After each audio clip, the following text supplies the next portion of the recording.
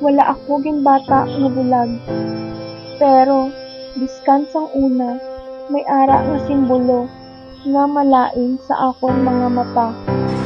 Nagakabunggo ako sa madamo nga bagay.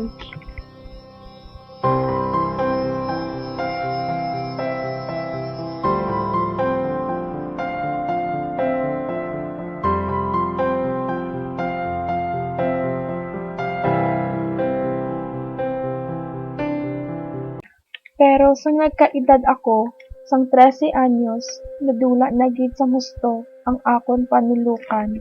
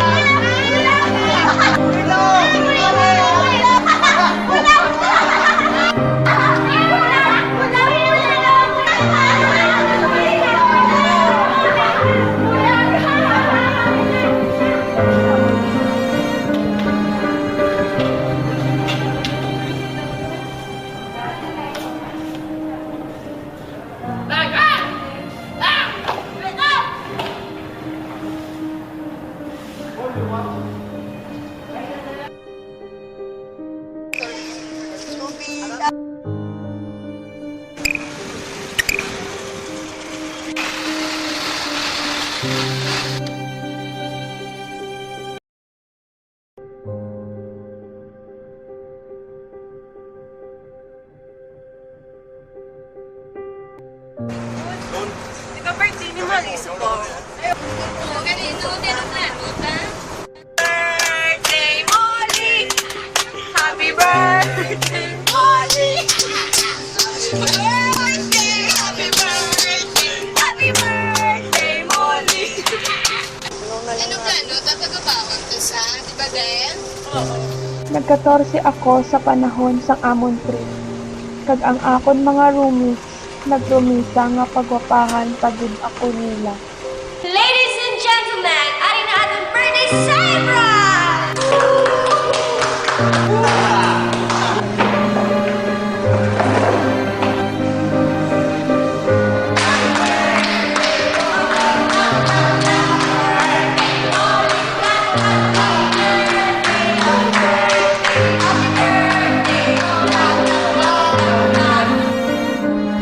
Sa moto nga tiyempo, grabe nga pagpakanubo ang nabatsyagan ko.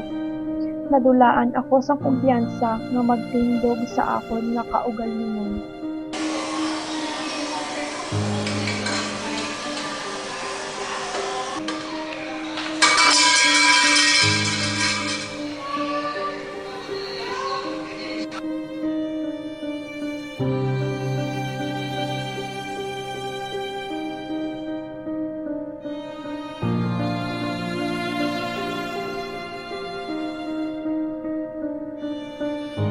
Oo nga, no.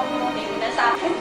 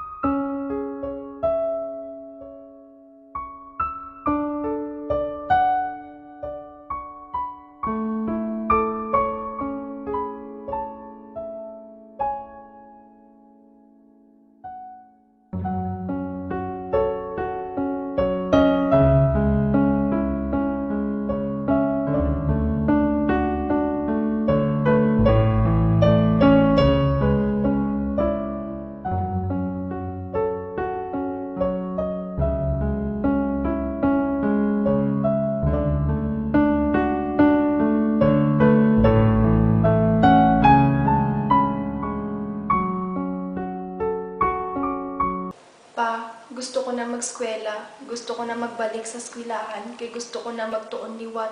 Hindi na ko gusto nga amuhon lang ko sinipermi, nga ginabuli tungod kay ang bulag ako.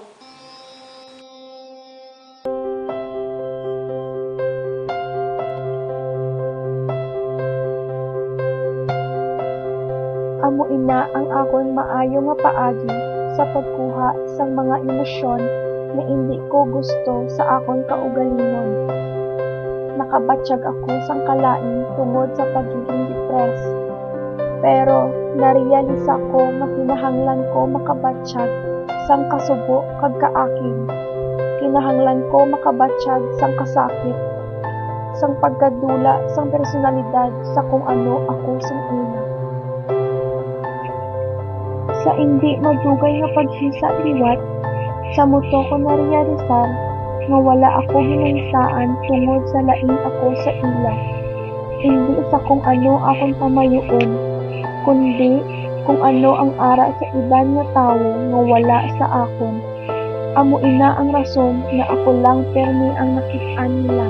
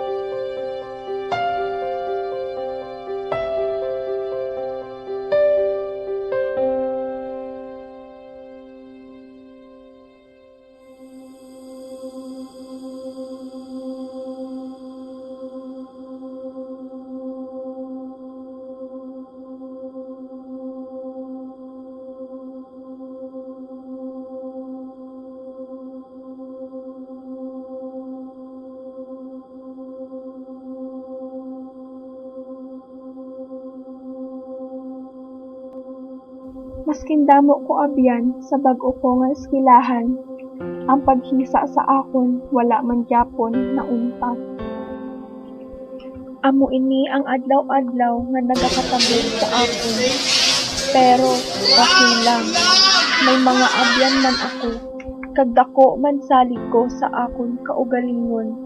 Nagapatigid ako sa akong kaugalingon, kag bal-an ko may pakadtuan gid ang kabuhi ko sa ulihi. Sang nagligad nga 4 ka tuig, wala sinuman ang may gusto magpungko lapit sa akon. Kag ang mga tawo nagapaminsar nga wala ako bili sa bisan ano. Pero subong, may ara sang 20,000 ka tawo nga nagasuporta sa akon.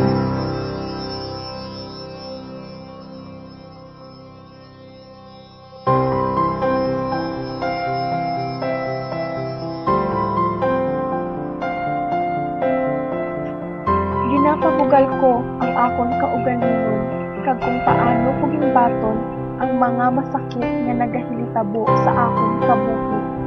Kag ini ginagamit sa pagbulig sa isig ka tawo.